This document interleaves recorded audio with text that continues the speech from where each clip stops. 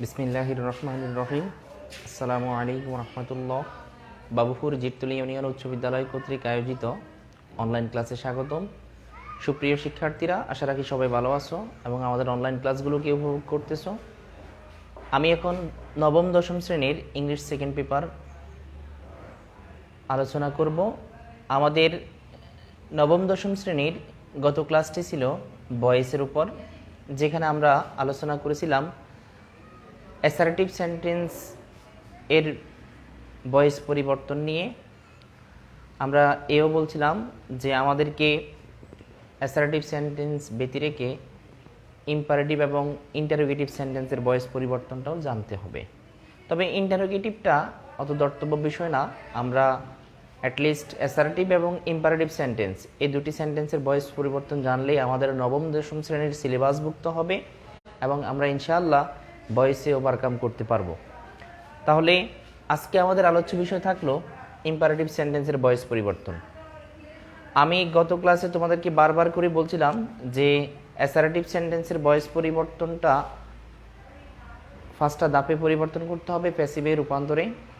তন্মধ্যে একটি ধাপ বা একটি পরিবর্তন যেটি বারবার টেন্স অনুযায়ী পরিলক্ষিত হবে সেটি হচ্ছে প্যাসিভ অক্সিলিয়ারি ভার্বটা।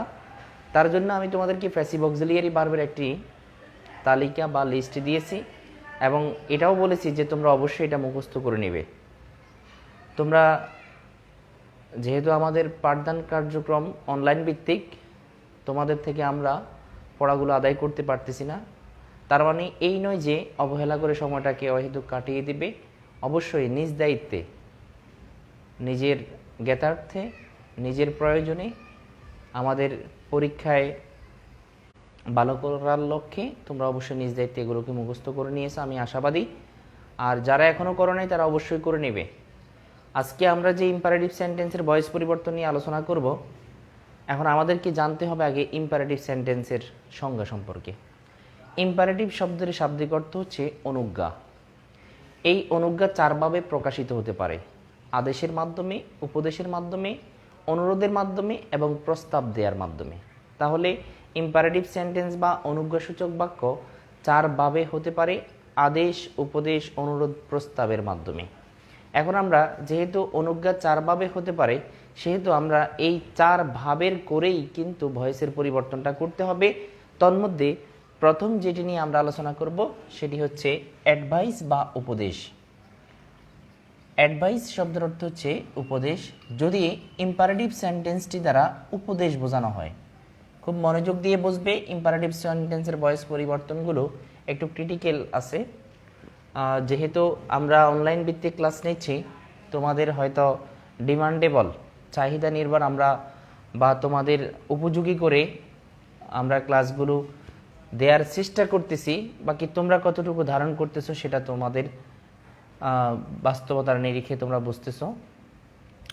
সেন্টেন্সটি দ্বারা যদি অ্যাডভাইস বা উপদেশ বোঝায়, সেই উপদেশ করা সেন্টেন্সটিকে অ্যাক্টিভ ফর্ম থেকে প্যাসিভে রূপান্তর করবো আমরা কিভাবে, একটু ভালো করে খেয়াল করি। আমরা এর আগেও উদাহরণের মাধ্যমে বুঝেছি, এখনও উদাহরণের মাধ্যমে বোঝার চেষ্টা করব। আমাদের যে নিয়মগুলোর পরিবর্তন করতে হয় তা আমরা মুখে মুখে আলোচনা করতেছি। আমরা মুখে মুখে আলোচনা করতেছি, তোমরাও মুখে মুখে শুনতেছো, বাট এতেই সীমাবদ্ধ থেকো না। যারা তাদের কনসেন্ট্রেশন ভালো রয়েছে তারা হয়তো ইনস্ট্যান্টলি বুঝে নিচ্ছ এবং পরবর্তীতেও আবার খেয়াল রাখতে পারবে। আবার যারা মেরিটোরিয়াস তারাও এটা পারবে, কিন্তু যারা একটু দুর্বল স্টুডেন্ট তারা খাতায় নোট করে নিলে সবচেয়ে ভালো হবে। প্রয়োজন বোধে তোমরা পরে এগুলো নিজে নিজে প্র্যাকটিস করতে সক্ষম হবে। তাহলে আসো আমি প্রথমেই ইম্পারেটিভ সেন্টেন্সের যদি অ্যাডভাইস বা উপদেশ বোঝানো হয় সেক্ষেত্রে কি পরিবর্তন করব। এখানে আমি একটি সেন্টেন্স লিখছি অ্যাক্টিভ ভয়েসে, সেটি হচ্ছে অলওয়েজ স্পিক দ্য ট্রুথ, সর্বদা সত্য কথা বলো। তোমাদেরকে আরেকটু ক্লু দিচ্ছি আমি, উপদেশ কখন বোঝানো হবে। উপদেশ কখন বোঝানো হবে, উপদেশ মানে কি? উপদেশ বলতে এমন কোনো কথাকে বোঝানো হয় যেটা আমাকে কেউ একজন বলেছে, চাইলে আমি তা করতে পারবো, না চাইলে নাও করতে পারবো, সেটা একান্তই আমার কর্তব্য, আমার উপর ডিপেন্ডেন্ট। সুতরাং যেহেতু কোনো একটা কাজ অন্য কর্তৃক আমাকে বলা বা আমি কর্তৃক অন্য কাউকে বলা, চাইলে আমি বা সে করতে পারবে, না চাইলে আমি বা সে নাও করতে পারবে, এটাই হচ্ছে উপদেশ। যেমন আমি এখানে যে সেন্টেন্সটি লিখেছি, অলওয়েজ স্পিক দ্য ট্রুথ, সর্বদা সত্য কথা বলবে। আমি ধরো কোনো একজন স্টুডেন্টসকে বললাম বা সকলকে বললাম যে সর্বদা সত্য কথা বলবে, এটা একটা মহৎ গুণ মানব চরিত্রের, সত্য কথা বলা। বাট হয়তো তোমরা সেই কথাটাকে কেউ শুনেছো, কেউ শুনো নাই, কেউ পালন করতেছো, কেউ পালন করো নাই, এটা তোমাদের একান্তই ব্যক্তিগত বিষয়। আমার বলাটা আমি বলেছি, তোমরা চাইলে মানতে পারো, না চাইলে নাও মানতে পারো। তাহলে উপদেশের বিষয়টা আমরা বুঝলাম। উপদেশ হচ্ছে এমন কাজ যা চাইলে আমি করতে পারি, না চাইলে নাও করতে পারি, বা আমি কাউকে বললে সে করতে পারে, না চাইলে নাও করতে পারে। এখন এই উপদেশ বোঝানো হলে সেক্ষেত্রে ওই জাতীয় সেন্টেন্সগুলোকে আমরা কিভাবে পরিবর্তন করব, খুব মনোযোগ দিয়ে খেয়াল করো। প্যাসিভের রূপান্তরে সেন্টেন্সের শুরুতে আমরা লেট ব্যবহার করব। ইম্পারেটিভ সেন্টেন্সটি দ্বারা উপদেশ বোঝানো হলে আমরা যখন অ্যাক্টিভ থেকে প্যাসিভে রূপান্তর করব, শুরুতেই লেট ব্যবহার করব। এখানে একটু ব্যতিক্রম হয়েছে, এই অলওয়েজটা পার্টস অফ স্পিচের অবস্থানগত অ্যাডভার্ব। আমাদের শুরুতেই ইম্পারেটিভ সেন্টেন্সের বৈশিষ্ট্য হচ্ছে শুরুতেই ভার্ব থাকে, এরপরে অবজেক্ট বা সাবজেক্ট বা সাবজেক্ট বা অবজেক্ট থাকে, স্ট্রাকচারটা এইভাবে হয়। তাহলে শুরুর ওয়ার্ডটা হচ্ছে ভার্ব, কিন্তু এখানে অ্যাডভার্ব বসেছে। আমরা এই অ্যাডভার্বটাকে চিন্তা নেওয়ার দরকার নেই, এখানে হয়তো ব্যতিক্রম হয়েছে, সবখানে কিন্তু শুরু হবে ভার্ব দিয়ে। তার মানে এখানে ভার্ব হচ্ছে কি স্পিক, আর অবজেক্ট হিসেবে রয়েছে দ্য ট্রুথ। তাহলে আমরা বললাম যে উপদেশ বোঝানো হলে ইম্পারেটিভ সেন্টেন্সটি দ্বারা শুরুতেই আমরা লেট লিখব, লেট লিখলাম। দেন আমাদেরকে যে কাজটা করতে হবে সেটা হচ্ছে দ্য ট্রুথ, অবজেক্টটিকে লিখতে হবে।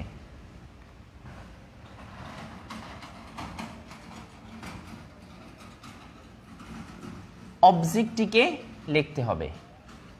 অবজেক্টটিকে লেখার পরে আমরা যে কাজটি করব সেটা হচ্ছে অবজেক্টটিকে লেটের পরে লেখার পরে নিয়ম অনুসারে আমরা শুড বি অথবা মাইট বি লিখব, শুড বি অথবা মাইট বি।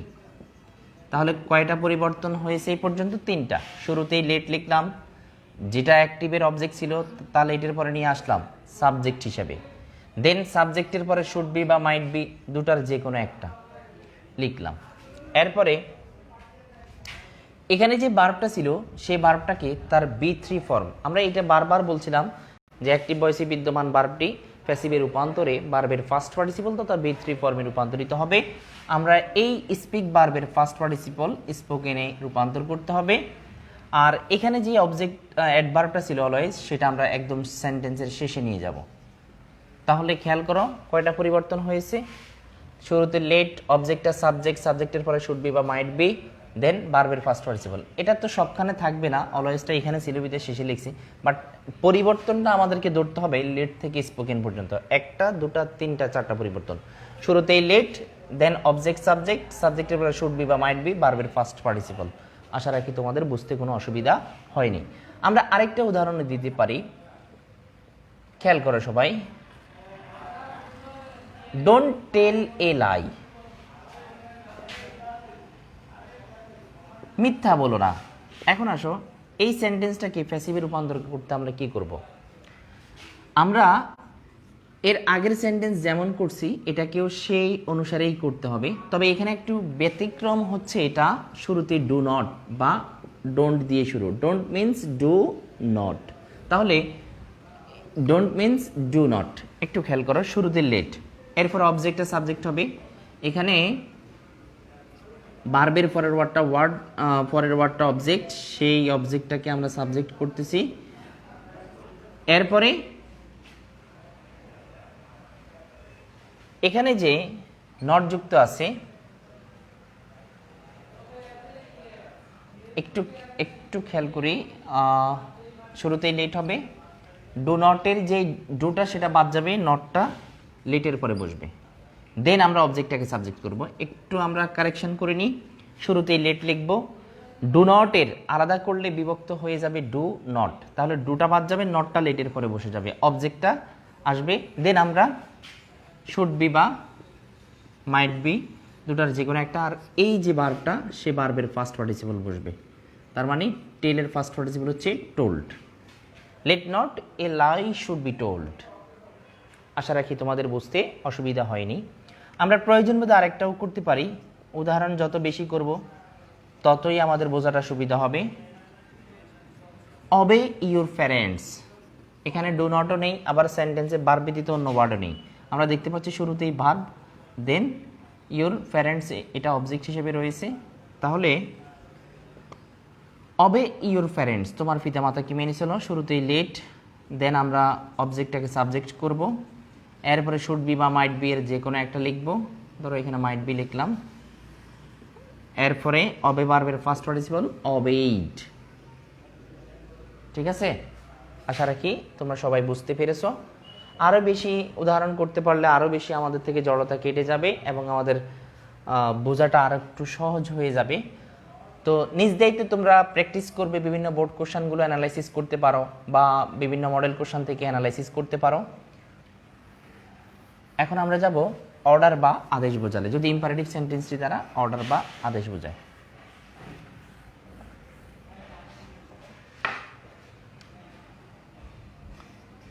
অর্ডার বাংলায় আদেশ বোঝালে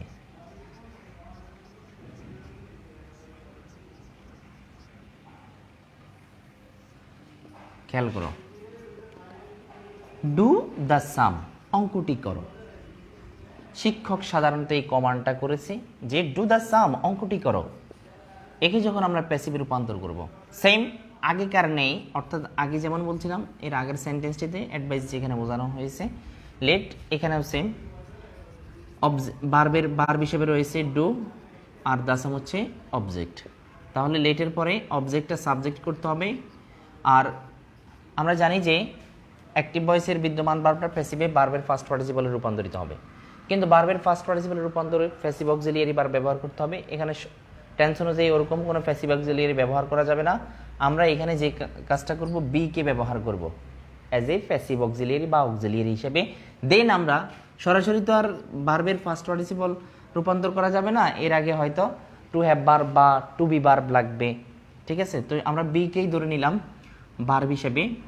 মূল ভার্বে ফার্স্ট পার্টিসিপল রূপান্তরের ক্ষেত্রে ডু এর first participle done, let the sum be done. আশা রাখি তোমরা বুঝতে পেরেছো। আমরা আরেকটা উদাহরণ করতে পারি, শাউট দ্য ডোর, দরজাটি বন্ধ করো। এখানে আদেশ কমান্ড করা হয়েছে, তো আমরা সেক্ষেত্রে কী করতে পারি, শুরুতেই লেট দ্য ডোর অবজেক্ট, সেটা সাবজেক্টে চলে আসবে। বি মূল ভার্বকে ফার্স্ট পার্টিসিপলে রূপান্তর করতে বি যুক্ত করতে হবে। আর শার্টের ফার্স্ট পার্টিসিপল হচ্ছে শার্ট, শার্ট শুড শার্ট। হ্যাঁ, আশা রাখি তোমাদের বুঝতে অসুবিধা হয়নি। ঠিক আছে, ভালো করে খেয়াল করো সবাই। এরপরে আমরা যাব অনুরোধ বোঝানো হলে কি করব। অনুরোধকে ইংরেজিতে রিকোয়েস্ট বলা হয়, বাংলায় অনুরোধ।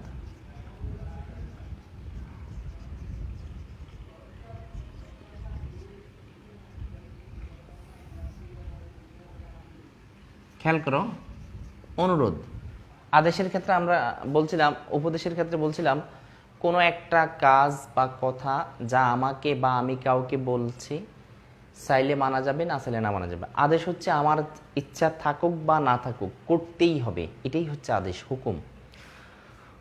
অনুরোধের ক্ষেত্রে আমার কোনো জিনিস প্রয়োজন আর ওই জিনিসটি আমার কাছে নেই, অন্য কারো কাছে আছে, তাহলে তার থেকে চেয়ে নেওয়া, এটাই হচ্ছে অনুরোধ। যেমন আমরা হামেশা অনেক অনুরোধ করে থাকি একে অন্যকে, যেমন বলি তোমরা সহপাঠীদের থেকে অনেক সময় যারা টাকা আনো না টিফিন খাওয়ার জন্য, বলো আজকে তুই আমারে 10টা টাকা বা 20টা টাকা ধার দে, আমি তোকে অমুক দিন দিয়ে দেবো। এই যে একটা কথা, এই কথাটাও কিন্তু তোমার অনুরোধের অন্তর্ভুক্ত। সুতরাং আমরা বিভিন্ন সময় অনুরোধমূলক বাক্যগুলো বলে থাকি। আমরা এখানে যেটি লিখব, খেয়াল করো, give me a cup of coffee. আমাকে 1 কাপ কফি দাও, এটা অনুরোধ করা হচ্ছে। মানে আমার কাছে কফি নেই, আমার কফিটা প্রয়োজন বা খেতে মন চাচ্ছে, তাহলে আমি চাচ্ছি। এখানে একটা জিনিস খেয়াল করো, এখানে শুরুতে লেট দিয়ে শুরু হবে না, বাট এখানে আমরা ভার্বের পরে গিভটা ভার্ব, এরপরে দুটো অবজেক্ট দেখতে পাচ্ছি, একটা মি, একটা হচ্ছে এ কাপ অফ কফি।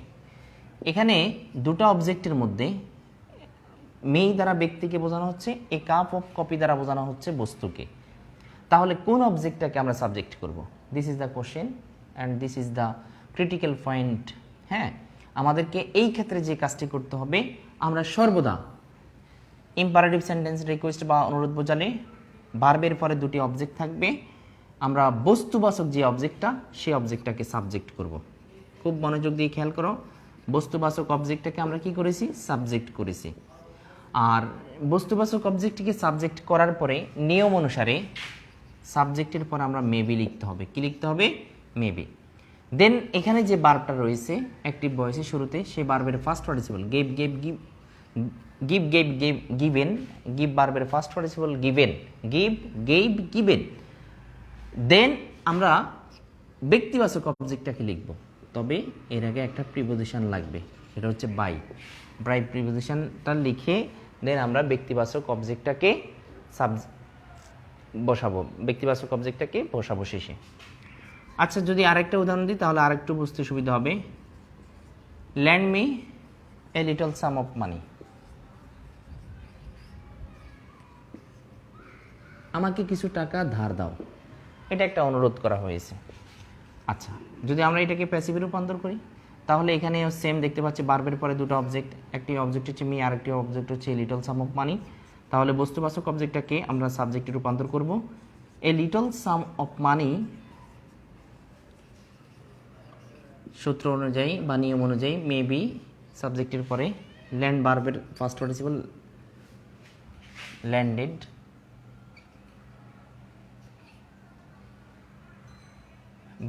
দেন আমরা ব্যক্তিবাচক অবজেক্টটাকে বসাতে হলে এর পূর্বে বাই প্রিপোজিশন দেন ব্যক্তিবাচক অবজেক্টটা। এটা হচ্ছে রিকোয়েস্ট বোঝাতে। আশা রাখি তোমাদের বুঝতে অসুবিধে হয়নি। আমরা এখন চলে যাব ইম্পারেটিভ সেন্টেন্স, যেটি লেট দিয়ে থাকতে পারে। তবে এই ক্ষেত্রে আমি একটু ক্লিয়ার করে নিচ্ছি, লেট দিয়ে সাধারণত আমরা যেই সেন্টেন্সগুলো দেখে আসছি এগুলোতে প্রস্তাব বোঝায়।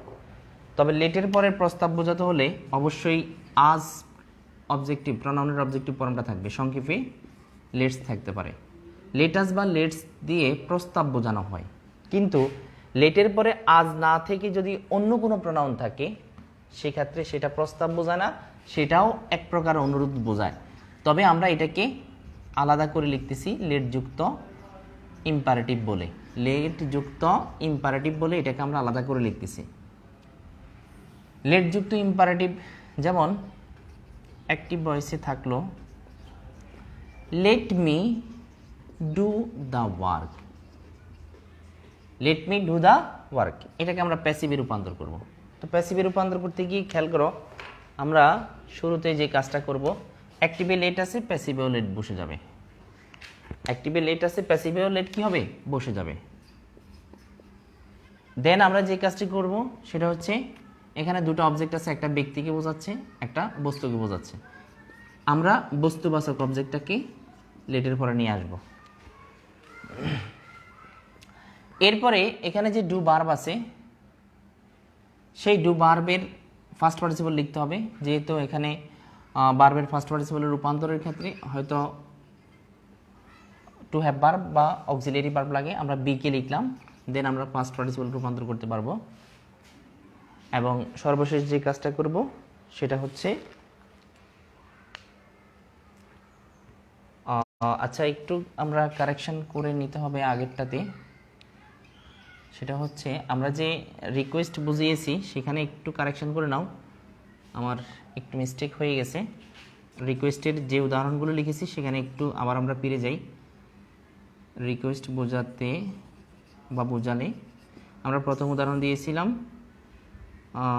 দিয়েছিলাম অ্যাক্টিভে give me a cup of coffee. এখানে একটু খেয়াল করো সবাই, আমরা বলছিলাম যে a cup of coffee maybe, হ্যাঁ, এরপরে গিভ ভার্বের ফার্স্ট পার্টিসিপল লিখলাম গিভেন। ওই যে ব্যক্তিবাচক অবজেক্টের পূর্বে প্রোনাউন হিসেবে প্রিপোজিশন হিসেবে বাই না টু বসবে। এখানে একটু কারেকশন করে নাও, একটু মিস্টেক হয়েছে আমাদের, এখানে বাই বসবে না, এখানে প্রিপোজিশন হিসেবে টু বসবে সর্বক্ষেত্রে ওই যে ব্যক্তিবাচক অবজেক্টটাকে লিখতে হলে এর পূর্বে প্রিপোজিশন হিসেবে টু লিখতে হবে, আর এখানে গিয়ে বাই বসবে। আমি এটাও যেহেতু একটু মিস্টেক হয়েছে সেটা কারেকশন করে দিয়েছি, এখানে টু বসবে। আরেকটা উদাহরণ লিখছিলাম সেটাতেও তোমরা বাই এর স্থলে টু করে নাও, আরগুলো ঠিক আছে। এখানে দেখো, এখানে let me do the work, এই ক্ষেত্রে লেট বসে গেছে, অবজেক্টটা সাবজেক্ট হয়েছে, ভার্বের ফার্স্ট পার্টিসিপলে রূপান্তর করতে গিয়ে তার পূর্বে বি যুক্ত করতে হয়েছে, ব্যক্তিবাচক অবজেক্টটাকে বসানোর আগে এর পূর্বে প্রিপোজিশন বাই যুক্ত করতে হয়েছে। আশা রাখি তোমাদের বুঝতে অসুবিধা হয়নি। আমরা ইতিমধ্যেই সম্পন্ন করলাম ইম্পারেটিভ সেন্টেন্সের ভয়েস পরিবর্তন। ইন্টারোগেটিভটা তোমাদের লাগবে না, তবে ইন্টারমিডিয়েট সিলেবাসে ইন্টারোগেটিভ করতেই হয়। আমরা অ্যাসার্টিভ এবং ইম্পারেটিভ এই দুই সেন্টেন্সের ভয়েস পরিবর্তনটা শিখলাম। তোমরা প্রচুর প্র্যাকটিস করবে। There is a proverb in English that practice makes a man perfect. চর্চা বা অনুশীলন মানুষকে যথাযথ করে গড়ে তোলে, এই জন্য চর্চার কোনো বিকল্প নেই। তোমরা শিক্ষা প্রতিষ্ঠান বন্ধ, এই জন্য খামখেয়ালি করে সময়কে অপচয় করো না। বিশেষ করে এসএসসি পরীক্ষার্থী যারা, তারা অবশ্যই সময়ের সঠিক মূল্যায়ন করো। তোমাদের যথাসময়ে হয়তো বা সরকার কর্তৃক নির্দেশিত বা সরকারের নির্দেশনার আলোকে যথাসময়ে হয়তো তোমাদের পরীক্ষা হতে পারে। তোমরা সময়কে গুরুত্ব দিয়ে ইউটিলাইজ করো, তাহলে তোমাদের ফলপ্রসূ হবে। সবাই ভালো থাকো, সুস্থ থাকো, আল্লাহ হাফেজ।